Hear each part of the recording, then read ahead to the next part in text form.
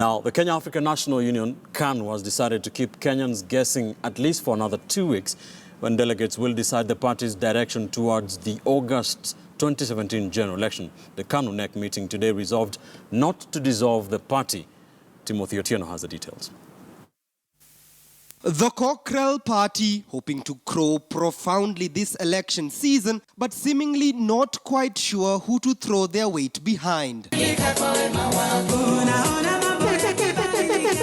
A series of interesting appearances from the party's Secretary General Nick Salat in opposition events has created an unease among some members of the KANU party, which led the National Executive Council to hold a meeting at the party's headquarters in Nairobi, which lasted nearly 4 hours. The leadership has since resolved that KANU may go it alone in the August 8th general elections. KANU has not deviated from its initial position that it will not dissolve as a party. 2, that KANU will field candidates for all elective positions countrywide, from MCAs, MPs, women representatives, senators and governors. Katiba ya Kenya inasema kuanzia 2010 mwezi wa 8 tarehe 27 saa 4 na dakika 27 Kenya is a multi-party democracy. Sio chama moja.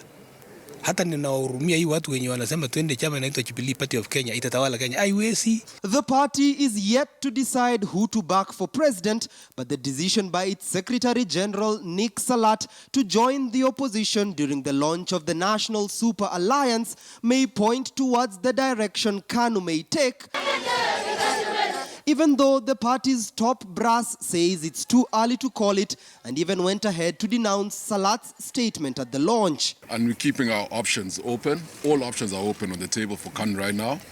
We've got we've got the NASA, of course, we've got Jubilee there, and we've got KANU to go it alone. We discussed everything, including my being with the NASA team, and we've not limited ourselves to.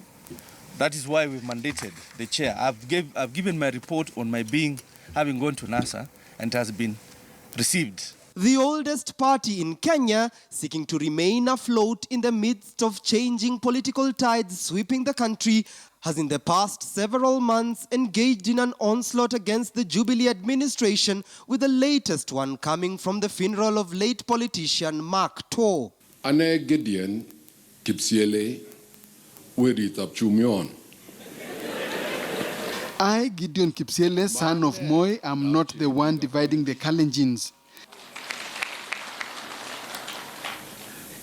Nai Chiton Gurenge Kondoindet Yomigi.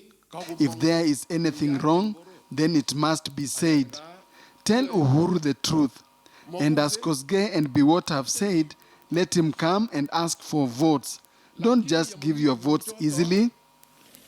Ifanyike vile tafanyika. Ngebendi luget kumagilen kaleng ngot komasich alia. When you are going to war, you do not say, if we lose. That is against the Kalenjin tradition. If this was the case, then former President Moi would not have gotten the presidency. The party is planning on holding a national delegates conference within the next 2 weeks to make a decision on which trajectory KANU will take just 7 months to the general election. Timothy Otieno, KTN News.